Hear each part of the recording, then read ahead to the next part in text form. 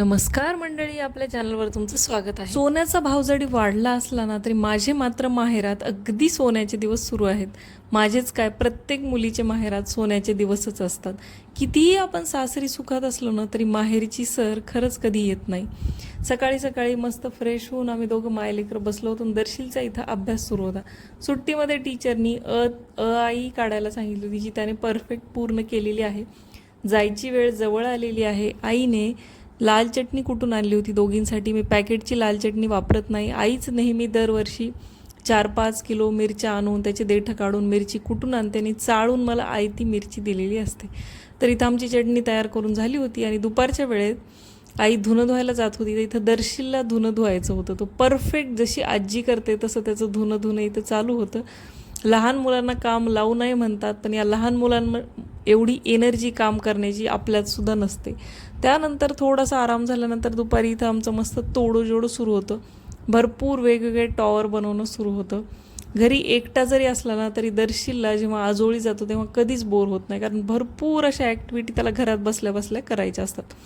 आम्हा दोघांचाही मस्त आराम सुरू होता. आता जायची वेळ जवळ आलेली आहे, त्यामुळे थोडीशी घरी जाण्याची सुद्धा, वापस जाण्याची तयारी सुरू आहे. थोडी पॅकिंग सुरू आहे. 4 वाजले होते आणि मम्मी काहीतरी खायला कर असं दर्शीलचं चालू होतं.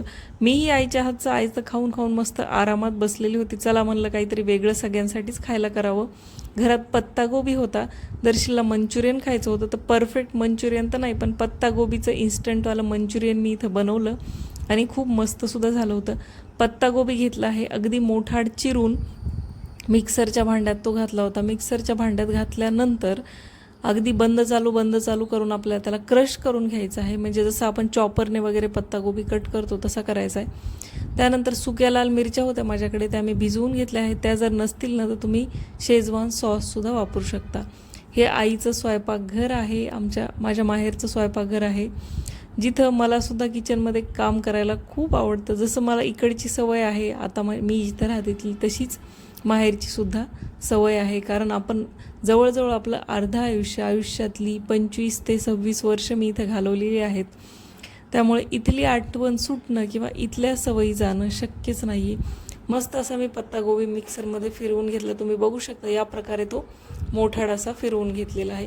त्यानंतर थोडंसं मीठ घालून यामधलं पाणी निथळून काढलं आणि त्यानंतर त्यामध्ये मी बाकीचे पदार्थ घातलेले होते. तुम्ही बघू शकता मिक्सरला आधी मस्त असा क्रश तो झालेला आहे. इथं काही जरी वेगळं बनवायचं म्हणलं तरी भरपूर उत्साह येतो, कारण रोजची भाजीपोळी करून कंटाळा आलेला नसतो. घरी मात्र रोजची भाजीपोळी करून कंटाळा आलेला असतो. त्यामुळे नवीन काही बनवायचं म्हणलं की खूप जीवावर येतं. भिजवलेल्या ज्या बेडगी मिरच्या आहेत त्याचा मस्त क्रश मसाला करून मी इथं घातला होता. या मी सांबारसाठी भिजवल्या होत्या, थोड्याशा उरल्या होत्या, त्यामुळे मी या पत्तागोबींमध्ये घालून टाकल्या. त्यानंतर सोबतच चवीनुसार मीठ घातलेलं आहे.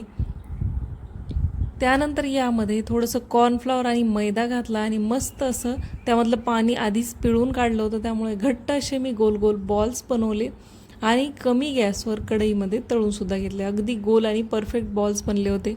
आणि यामध्ये जी लाल मिरची भिजवून टाकली होती ना, त्यामुळे याची चव आणखी छान झाली होती.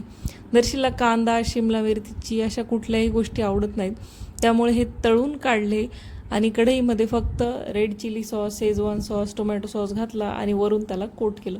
मस्त असं इन्स्टंटवालं आमचं कॅबेज मंचुरियन बनवून तयार झालं होतं. सगळ्यांना भरपूर आवडलं, सगळ्यांनी एन्जॉय केलं. संध्याकाळच्या वेळेला वेळ होता रिकामा, त्यामुळे बहिणीसोबत बाहेर शॉपिंगला जायला ठरवलं आम्ही दोघींनी आणि गेलोसुद्धा. कितीही आपण देशोदुनियामध्ये शॉपिंग केली ना तरी माहेरी वापस आल्यानंतर आपल्या जुन्या त्याच दुकानात शॉपिंग करण्याचा आनंद ना काही वेगळाच असतो. आमच्या सिटीतसुद्धा आता नवीन ट्रेंड्स उघडला आहे.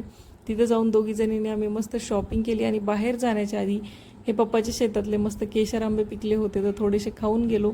दोघीजणी गेलो होतो, हे घ्यायचं ते घ्यायचं असं करून बरीच शॉपिंग केली आणि घरी परतलो. खरंच माहेराचे दिवस हे सोन्याचे दिवस असतात आणि याला कुठलीच सर येणं शक्य नाही.